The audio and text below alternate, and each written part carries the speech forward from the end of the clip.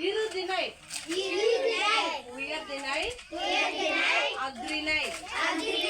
மூவிடம் தன்மை முன்னிலை படர்க்கை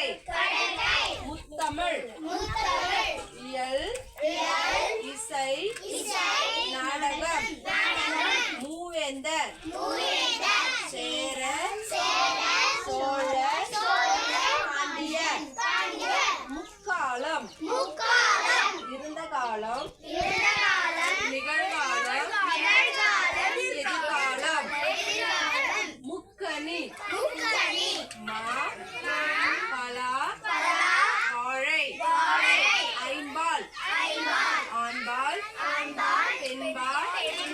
பலபால் ஒன்றன்பால் பலவின்பால் அறுசுவை